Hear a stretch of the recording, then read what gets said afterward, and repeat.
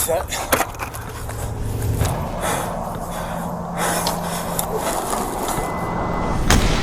This sniper just took a shot at an armed fugitive holding a family of 5 hostage in their home. My family's being held hostage. The gunman, Joseph Anthony, is a man with a purpose. He has a vendetta, and he's going on a rampage, planning to kill his ex-girlfriend and multiple other people who wronged him in the past. Police don't know how far he's gotten on his list of targets, and if they don't capture him here, this family could be next. Running across the freeway! Let me see your hands! All units, I'm gonna set containment. We're gonna wait for the helicopter. All units, hold your position. Dial fuck in, right? It's a showtime. Yep. Okay. Shot out, go, go, go. One more. Police! Police! Police!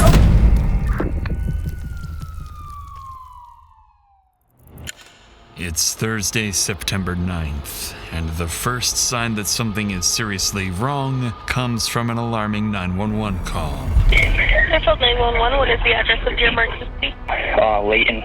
So my brother, he's on the loose right now, and he threatened to kill his girlfriend a couple days ago. He just showed up at my house. What's your brother's name? Joseph Manhard. He has a firearm on him, and he is armed. Where is he?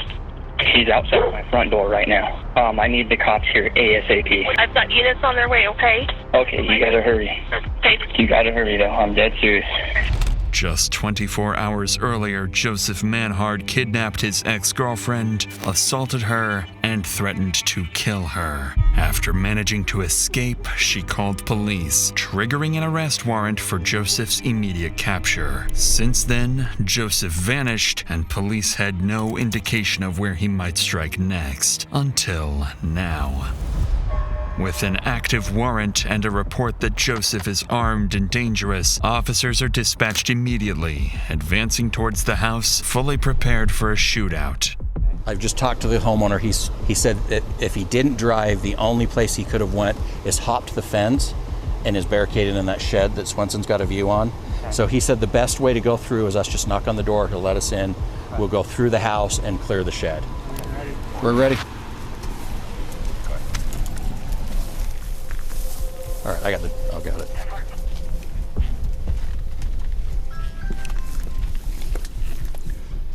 Bye. You want to show us where to go? And where's the shed? Just in the corner over there. You got me? Yeah, I'm gonna have to go through and hit it and come swing it out wide. swing it out wide and I can step in front. Okay.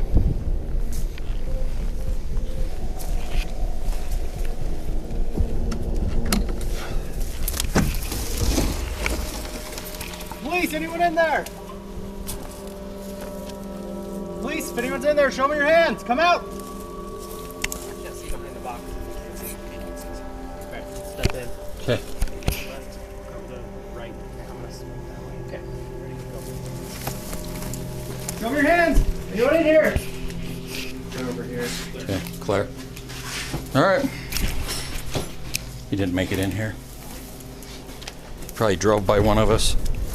With no sign of the suspect, Joseph remains at large, and whatever he came here to do, he didn't finish it. So before officers leave the residence, they speak with Joseph's brother, trying to understand why Joseph showed up and what he might do next. What he tells them reframes the entire situation.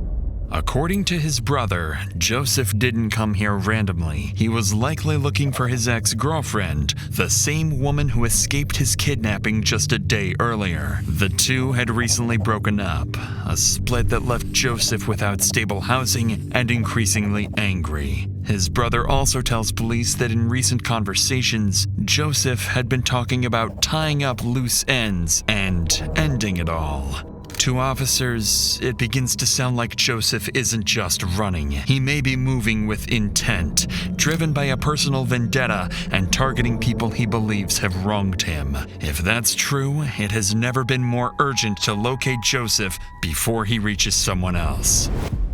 But it doesn't take long for those fears to be confirmed, because later that evening, police receive another alarming 911 call. Fairfield 911. My brother-in-law's at my house right now. Okay, where is he? Is he outside? Yes, he's outside. Okay. Is he knocking on the door, or what's he doing? He's in the front yard. They said they already have an APB out on him. Yes. Okay. I need to get here right now. Okay, we're on the way. Tell me exactly where he's at.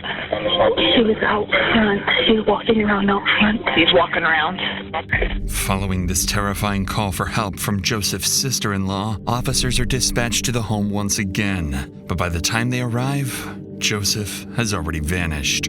This time, however, officers decide to canvass the surrounding neighborhood before leaving, a decision that will prove critical. Nearby CCTV footage captures Joseph getting into a car and speeding away from the property earlier in the day.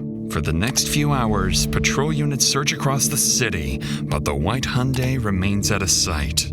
But over the next several hours, Joseph's decisions will force officers into one of the most dangerous manhunts of their careers. For the next few hours, patrol units search across the city, but the white Hyundai remains out of sight. Then, around 1:30 a.m., a lone patrol unit spots a vehicle matching the description and immediately initiates a pursuit.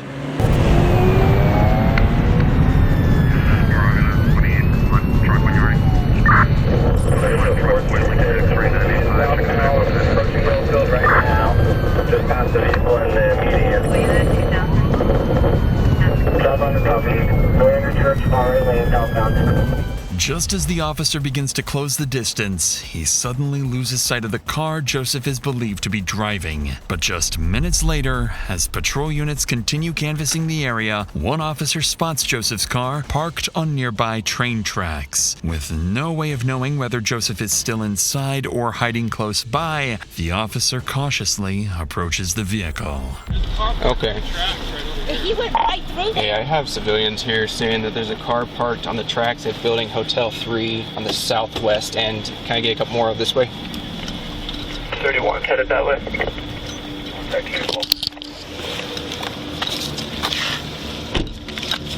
It filled up to 76. I have visual on the vehicle. It looks like it still might be occupied. Not sure yet. South corner of Hotel 3. Looks like vehicle might be abandoned. If we can start getting the containment close in, and then I can start my dog. The car turns out to be empty, and there's no sign of Joseph anywhere nearby. By abandoning the vehicle here, Joseph appears to have given officers an advantage. He's now on foot, without transportation. Police finally have a chance to corner him. But that window closes almost immediately, as just 20 minutes later, Joseph makes his next move. 911. Yeah, this is the utility trailer. I just had a lady walk in the front door, said her car was stolen and she was shot at. What kind of car? Got blood on her. We're in the area looking for this guy. Could she tell you quick what kind of car? What kind of car? A Kia Optima. As dispatch gathers details from the call, patrol units across the area are alerted to be on the lookout for a stolen white Kia Optima, taken at gunpoint. At the same time, one patrol unit is sent to the scene of the carjacking to speak directly with the victim, where they'll learn just how close Joseph is to committing his first murder. Do you mind if I talk to you for a second, ma'am? Okay. Do you mind just telling me what happened? So I was sitting in my car and he was like, hey, do you have a cigarette? Or no, he asked me if I had a lighter, sorry. And I was like, yeah, and I only rolled down my window like this far and I handed him my lighter and then he was handing it back to me and then he just shoved his arm in my window and I just started rolling it up and I started screaming and he was like, I have a fucking gun, and then he pulled it out and I just kept rolling up the window trying to scream and then he just shot out the window. And then I just opened the door and I said, you fucking have it.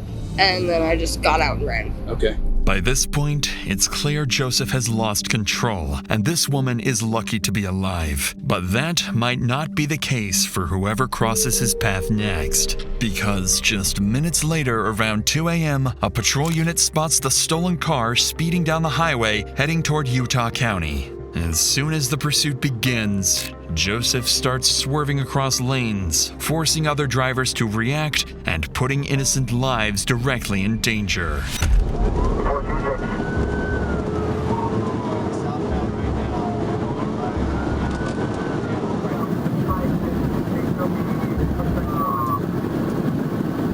With Joseph refusing to slow down, it's only a matter of time before someone gets hurt. So to bring the pursuit to an end, an officer approaching from the opposite side of the highway pulls over and prepares to deploy spike strips. At highway speeds, there's no margin for error. The spikes have to go down seconds before Joseph reaches them. Too early, and he'll see them in time to swerve around and put innocent lives at even greater risk.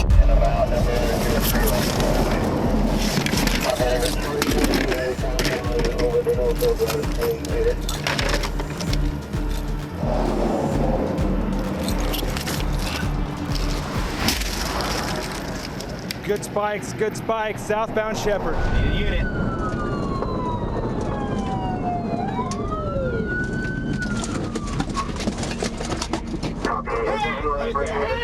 He's running across the freeway. He's in the northbound lanes. Red jacket. Let me see your hands. He's hopping the fence. He's over the fence now. We need units to frontage. He's on frontage now. Going to housing complex over here. By a white fence. He's about to hop it. He's hopping it into someone's backyard. After abandoning his car, Joseph runs towards a residential area surrounded by homes where families are asleep inside. Knowing how dangerous and unpredictable Joseph is, officers now have to cut through the busy highway and move quickly to find him before anyone else is put at risk.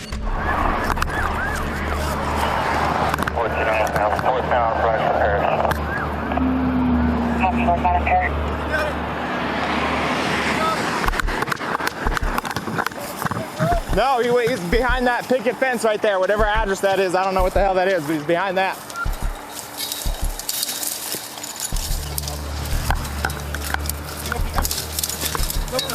Negative.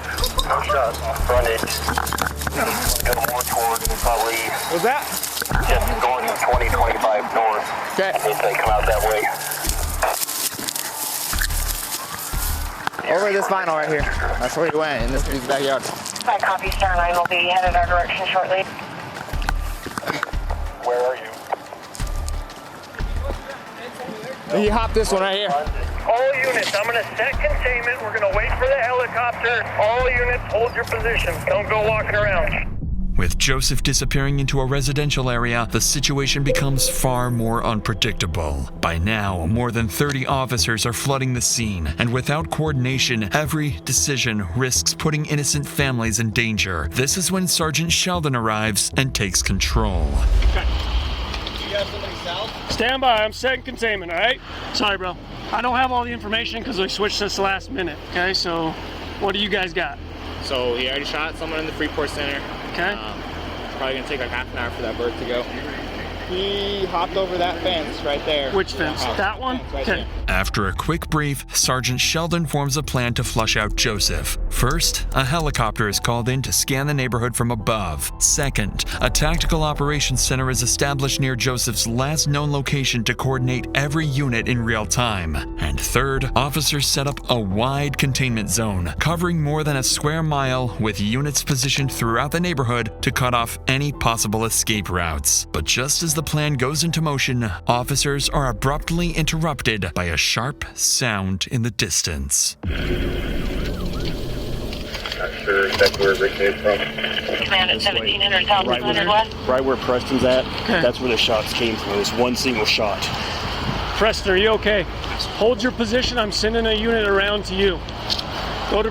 We're gonna get, if we can get someone over here to the north of 2025 north frontage to hold containment. Yep. And to get someone... I'll set containment. You guys come up with a plan to systematically search this. Okay? The gunshot confirms one thing immediately. Joseph is still in the area. But what officers don't realize yet is that the shot wasn't random. It was Joseph forcing his way into a nearby home. And in the next few hours, the situation will escalate in ways officers aren't prepared for. But before we get to that, sometimes the scariest horror stories happen in your own head. Like disturbing thoughts you don't want but can't stop replaying. Thoughts like you're going to cheat on your partner and ruin everything. Or, that memory doesn't feel clear. What if I did something terrible and forgot? These thoughts can feel so real and threatening that you start behaving in life-altering ways to try to make them go away. Maybe you spend hours trying to figure out what these thoughts mean, or constantly seek reassurance that you're not a bad person, but the thoughts just get more persistent. If this sounds familiar, you might be experiencing OCD. Contrary to what many people think, OCD isn't about being neat or organized. Real OCD involves distressing, intrusive thoughts and behaviors you do to try to relieve the distress. OCD can be debilitating, but it's highly treatable with the right kind of specialized therapy. And that's where NoCD comes in. NoCD is the world's largest OCD treatment provider, with licensed therapists who specialize in ERP therapy, the most effective treatment for OCD. Sessions are 100% virtual, they accept most major insurance plans, and they provide support between sessions when it matters most. To learn more, go to nocd.com and book a free call. That's nocd.com. Approximately an hour after the gunshot was fired, the helicopter finally arrives and begins a full aerial sweep of the neighborhood. But Joseph is nowhere to be seen. On the ground, officers spread out searching for Joseph and cautiously prepare for an ambush. Forerunner?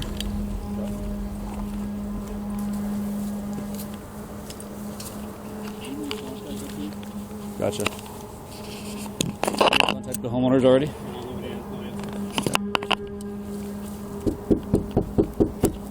Bountiful Police! Hi, Bountiful Police. Did you guys get to... Oh, sorry.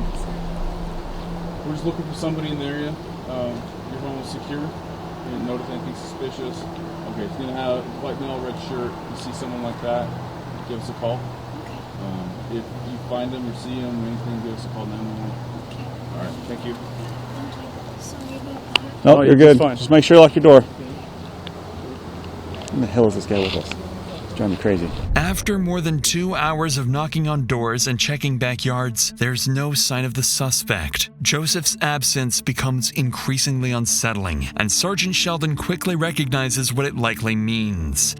If Star 9 can't find him, we have a totally different situation, right? Because he potentially could be in any one of these houses. He could be taking people hostage. He could have broken in and it's unoccupied, right? So we have all of this shit that we're going to have to filter through, and that's going to have to take. How many houses are we looking at? Resources. I would estimate 8 on this side, 6 to 10 on this side. At this point, Sergeant Sheldon and his team are forced to consider multiple scenarios, including a barricaded suspect holding hostages inside. But they won't have to weigh those possibilities for long, because one phone call is about to answer that question for them. 911, what's your emergency? My family's being held hostage. Immediately after this, officers spread out and quickly locate the caller nearby, Chris Samuelson, a father who managed to escape the house just moments earlier. What he tells them is chilling. Inside the home, his wife, 2 daughters, and his daughter's boyfriend are still being held at gunpoint, and Joseph is inside with them. With this new escalation, Sergeant Sheldon knows this is now beyond the scope of a standard response and prepares to bring in specialized tactical support. All units, priority traffic. All units, priority traffic. We have information from a citizen leaving a house. Oh, jeez. Let's go. All Bountiful SWAT return to talk. All Bountiful SWAT return to talk. Victim's wife, daughter, and daughter's boyfriend are all on the couch. Suspect was sitting in a chair just behind the couch. Daughter, he has another daughter that is sleeping downstairs that should be waking up in the next couple of minutes. Suspect gained access to the house through an unlocked window in the basement. After SWAT teams arrive and are quickly briefed on the situation, they begin coordinating their next steps, preparing to establish containment and open negotiations with Joseph. But before a plan can fully take shape, someone is spotted exiting the back door of the Samuelson home. He should be husband. One side. So they're FaceTime. You say female on that one side? So, okay. Miraculously, the daughter who'd been sleeping in the basement somehow managed to slip outside without Joseph ever noticing. And without realizing it, Joseph's hostage count is now down to 3. With that update, commanding officers begin reassessing the situation in real time. They review everything Joseph has done over the past 36 hours and determine that he has shown a complete disregard for human life and willingness to escalate when under pressure. Based on that assessment, commanders make a critical decision. SWAT teams are authorized to use deadly force if a clear opportunity presents itself. From this point forward, the priority is clear: protect the hostages at any cost. Dial the fuck in, right? It's a showtime. Yep. Okay? Dial in, make sure we're squared away. Salt Lake City's in and out as well. Now, let's do press shuttle. Back out, do it again. Go. So, we're throwing a bang as soon as the door gets open. Okay. Suspect. I don't know where we're going yet. Hold on. So don't be by Burnett. Oh, we're doing any hinge left. Everybody see this? Right? Facing east. Garage is on the right. That's where the man door is going to be. That's going to be our secondary. Okay? Front door opens in. This is the living room we got set up. This is the kitchen area. Okay?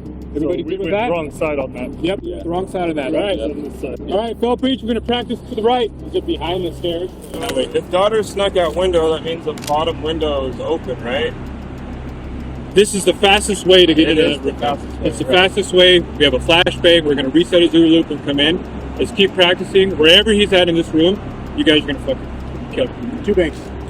2 bangs? Want to do 2 bangs? No, 1 bang. Just one? Just 1 bang. With deadly force authorized, a coordinated plan is put into motion, one designed to end the threat and extract the hostages safely. A sniper will be positioned nearby, ready to take Joseph out if he's exposed and a clear shot presents itself. At the same time, negotiators will make contact with Joseph, work to slow him down, gain compliance, and convince him to release the hostages and surrender peacefully. If that fails, they have one secondary objective: get Joseph to step outside. Because if he does, even briefly, it could create the opening the sniper needs.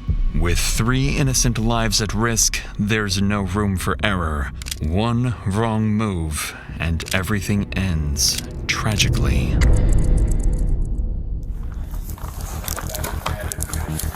We're good. Thanks, man.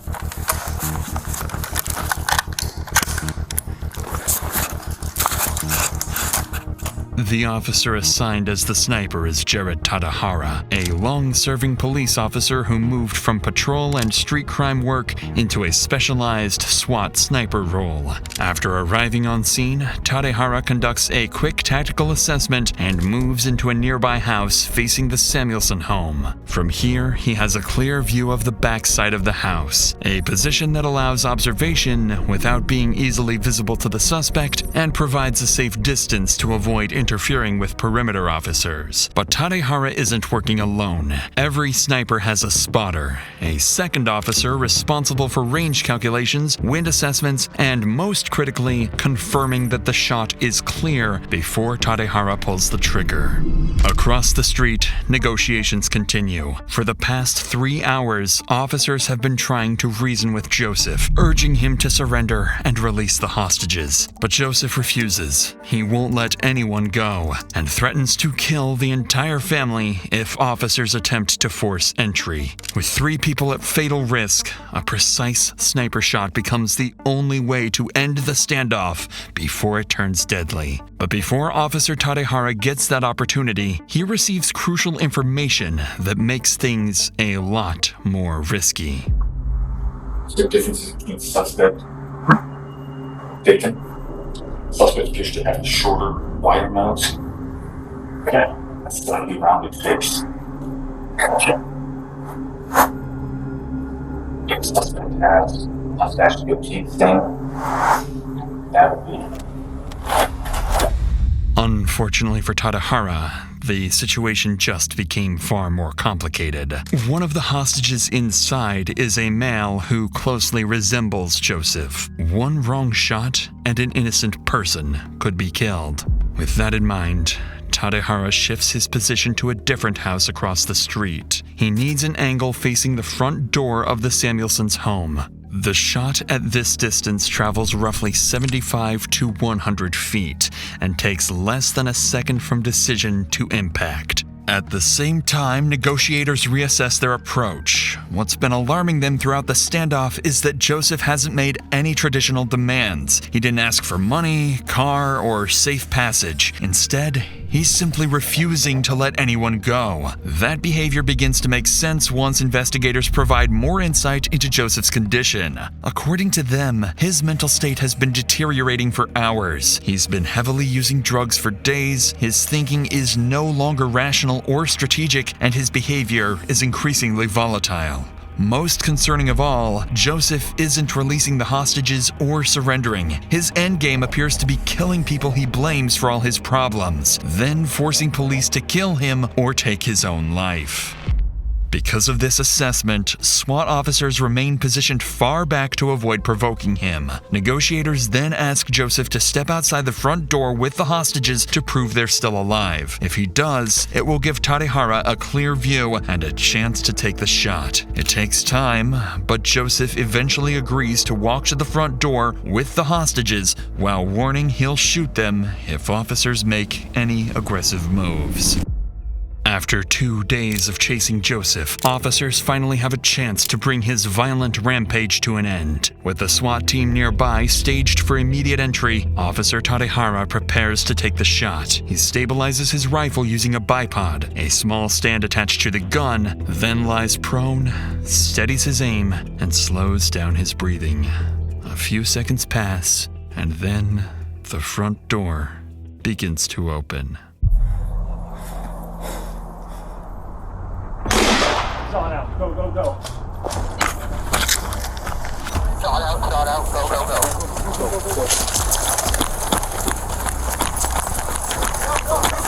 Go, go, go, go, go.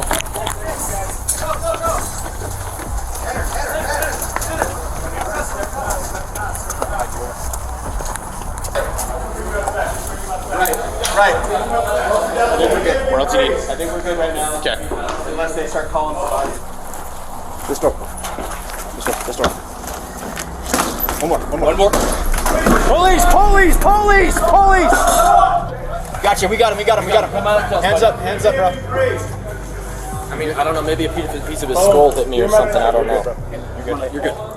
You sure? Yeah, you're good. Let me see. Let me see. Maybe a piece of his skull hit me, but something hit me. Can I point? Something hit me right here. I see. I see. You're good. Come on out. What do you see?